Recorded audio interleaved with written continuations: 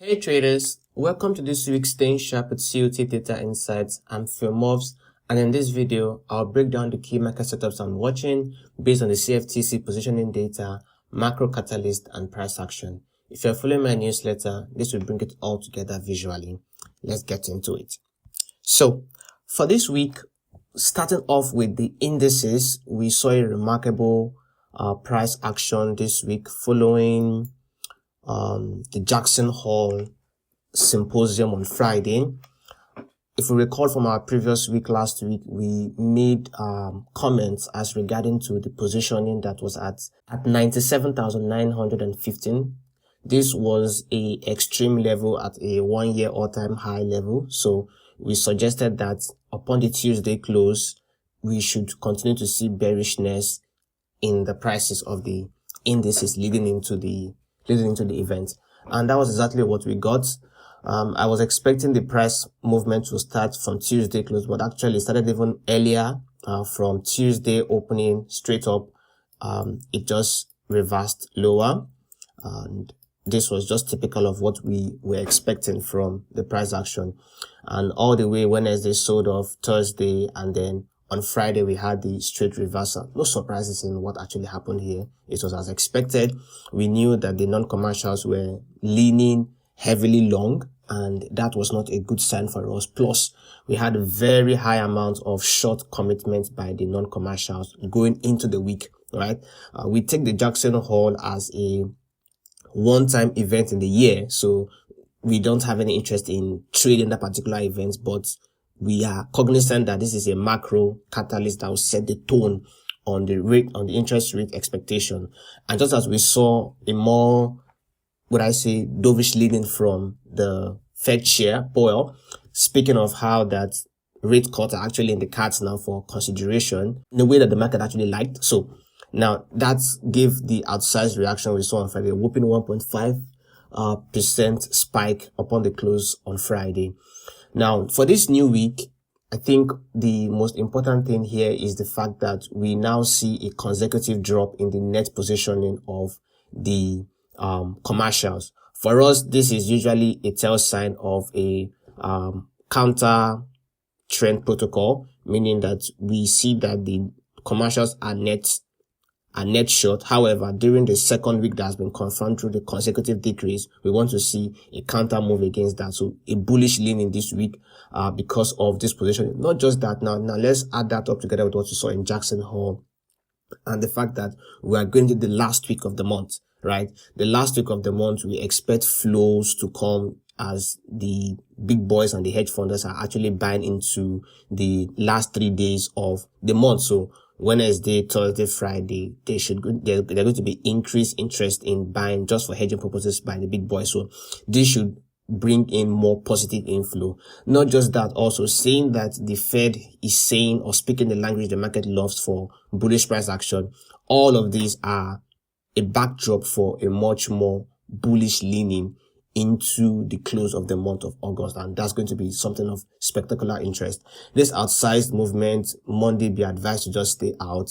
You want to be positioned from Wednesday being the third day towards the close of the month. So Wednesday, Thursday, Friday, we want to see bullish leaning and increase in price. From the chart, I don't have any technical jargons to point at here, other than the fact that from Wednesday, we want to see increase in bullish intent by the big boys. All right. So that's for the indices. Now for the dollar, it was quite interesting how the week played out on how that we started Monday, Tuesday, Wednesday, Thursday, continuous bullish leaning by the market. And then Friday, everything got smacked down. Now, last week I noted that I don't want the level of 24th of July to be taken out for sure, because that was the next obvious point for draw of liquidity upon the close of Friday. But I didn't want that level to be taken out. Instead, I wanted to see consolidation, and consolidation I got to keep my argument about the bullish framework still intact. And this is exactly what we've got. So we see the net positioning maintaining and decreasing sustainably, and taking note that the fact that the non-commercials have taken off their short Well, it just means that this is not a time to be maxed out on bullishness on the dollar until they resume their selling. When the non-coms are back selling aggressively, we want to be buying that. Just as we saw back in July, you can see the aggression, the 21,000 aggression. It's slightly red, right? Just take a look at how we were bullish from the beginning of July. We were very, very bullish upon the opening of this quarter, and we can see how the bearishness from the non-commercials was actually a sustained catalyst for how we closed out in the month of July.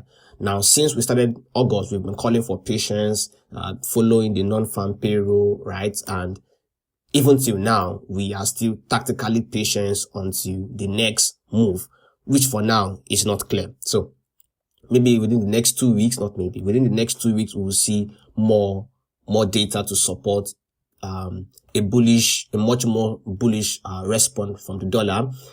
Seeing that the non-commercials come back selling, we want to actually see that. Without that, we don't have sufficient data and evidence. So it's going to be a slow grind consolidation on the dollar, and the main focus is going to be what happens with the GDP print and the PC print. Those are the two red folder news we have for next week. So eyes on that. And for British pound, we have been calling for a short squeeze on the positioning of the British pound, and that we got last week. Now, upon Tuesday close, which is the 19th of August, we can see here in the positioning that the non-commercials have reduced their short leaning from close to 40,000 back to 25,000. So that's a whooping 13,500 contract reduction. This is very good for us for what we want to see. This means they are capitulating on their short commitment. If they capitulate on their short commitment, by closing off of their short, this gives us our short squeeze, right? So that's the logic. Now we want to wait till Tuesday close and expect that the British pound should be stronger than the euro for the euro GBP pair. Now I understand that me calling for short squeeze on the pound, why not just long GU? An argument can be made for GU to be longed. Since I have an overarching argument of a bullish dollar, I don't really want to get caught up in being long GU, but I would love to see the strength between GU and euro play out, or even GBP and the yen to play out, because we know that the bearishness on the yen has been sustained, right, by the commercials, and we've seen bullish intent, and in fact a short squeeze on the British pound. For me, those two combinations are just perfect for me to play out on. So as the British pound, as the non-commercials capitulate on the British pound, we want to see British pound strength against other currencies. Let's take a look at what GBP JPY looks like, because we know the yen is fatally weak. So I still don't know. I will still prefer the euro GBP. That's my pair of interest. So we called for the Tuesday of 2 weeks ago, which was the 12th of August, to be met before we have any leaning to be bearish again. And on Tuesday close of last week, we didn't get that, but on Wednesday we got just that. However, we knew there was Jackson Hole on Friday, so if you are shorting into that event, just be careful, have a very large stop loss. It's not actually going to be there. So everything has set up for the stage for us to be bearish on the euro GBP, and taking the fact that we've been dropping for 3 consecutive weeks. The 4th week we are having a reprieval. Now we should continue with the real intent of the market, which is to sell the euro against the pound. Okay, now going forward, that's going to be the interest for this. So we want to see a very bullish close on Tuesday on the euro GBP to facilitate lower prices. Any displacement we see on Wednesday is going to be a sure sell on the euro GBP. So eyes on this for the forex. This is the most interesting forex pair I would have my eyes on for next week. And next is going to be Bitcoin. So what do we see on Bitcoin? Remember on Friday, I was talking about the fact that we were at the lower bound of the open of this new contract, and we filled up this CME group gap. So the only reasonable point of reaction from here should be bullish price also upon that Friday. But again, the most important thing is we want to wait till Tuesday close for us to actually see that materialized. Now, if you take a look here upon Tuesday close, how far did we deviate below that Tuesday close before we had our outsized reaction on Friday? Not so much, right? So we had our fantastic rebound, and we expect this to continue into the new week upon the close of Tuesday next week for a continuation. How high can it get is not an interest for me. I just want to see bullishness, sustained bullishness upon Tuesday close into the close of the month. So how high can it be? Well, we would see. We would see, because I, for one, did not expect a 14% increase in Ethereum, which was the outlier for last week. And if you take a look at other Ethereum beta, you would see even more bullish prices. So right now we are seeing 14.41% increase in just one day. The last time we had this was back in March, I believe. This day. I think it was this day. Yes. On this particular day, on the 3rd of March, this was negative 5.3%. On another broker, I saw that it was actually an outsized move. Okay, you know what? Let's take a look at it on Binance, Ethereum. So the last time we had this this was the particular day here. So on the 3rd of March, you can see that we dropped a whopping 14.7%, and the day prior we rose about 13.62%. So this kind of outsized reaction are not very frequent. So it was quite interesting for me to watch that. I think this day here on the 8th of May, we also had 21% increase too as well. Anyways, we called out the outlier week, and that was last week. Fantastic price action. Upon Tuesday close, I talked about the fact that Ethereum is going to be better than Bitcoin if you can frame the trade, which we found confirmed upon Tuesday close here. Upon the Tuesday close, even upon the 4-hour, we had a shift in market structure. Longs were possible anywhere from here, stop loss below here, and that would have been an easy 1 to 2. I think I had interest towards this level here. All this upside again here. I didn't see that happening in just one day, but fantastic price action. I also made comparison in my on my Substack, talking about the fact that Solana too did fantastic job. So let's take a look at Sol. Now, Sol again also gave us a whooping 10% increase. These are all phenomenal, because being positioned from Tuesday close, it was just a fantastic way to be positioned in the market upon the crypto. And we knew, using Bitcoin as a signal, that last week was going to be a phenomenal trade. Now, we are not yet done. We're still expecting higher prices upon Tuesday close again. Same logic. And let me show you how Aerodrome looks like. Aerodrome USDT.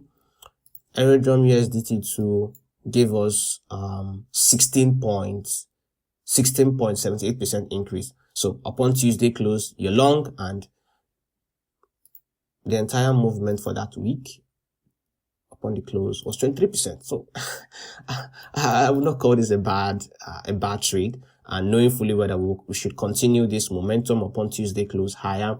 My interest is somewhere here. So 1.75 looks to me as a good level to take something off and be resting. It's not financial advice, just an observation from my end. All right, so on to the next, which is going to be the next, gold. For gold, what do we see on gold? For gold, now this is not going to be a high alpha, but seeing the sentiment right now against the dollar, looking at the Jackson Hole event, we expect that the dollar should be contained. And upon the dollar being contained, we want to see bullish price action against the dollar on gold, right? So more flows might go into the gold as well, and so that should hold it off. Not just that, we are focused upon the contract expiry. So we had a contract expiry here on the 30th of July. A close above that level is a bullish confirmation for us to press even higher, right? How high can we go? We've taken the first obvious level. This is the first obvious level here. However, should we continue higher, this rejection block is perfect for more price action. So these are all levels that can be potentially attacked next week. Not forgetting that we also have a fair value. Okay, let me just draw it. These are just cues for very interesting intraday price action. By the time we close above above this fair value gap, we know that will support price for even higher price action too. So that's my view on gold. For confirmation of how strong gold is going to be, it's very important we check it against silver, which is going to be the gold and silver ratio. The gold and silver ratio right now still support that silver should be stronger than gold. However, upon Tuesday close, we want to see this flipped. So if this is flipped by Tuesday close, perhaps we break this level, we know for sure that gold is going to outperform. However, should this continue to trend lower, just pass. So, interesting stuff to watch out for. I, for one, would say focus more on what happens on Wednesday, Thursday, and Friday upon Tuesday close. Indices, bullish. Cryptocurrency, we are bullish leaning to close the month. Those are the mega move. And the forex market, Euro GBP looks the most interesting to me.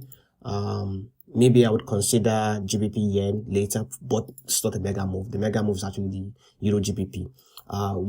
We also know from the COT data too that the euro we've had a massive amount of long interest in the euro, very high amount of open interest. This is definitely a topping process. When it's going to collapse, well, we would see, right? And we don't believe in all of this price action. So let's see how it all goes out. I find this to be interesting for next week price action. And that would be all for this week. That's it for this week's COT Outlook. If you found this helpful, like and subscribe. Drop a comment if you're watching any of these setups too. If you want a deeper dive, the full write-up is in my Substack. Link in the description. Stay nimble, stay sharp. See you next week.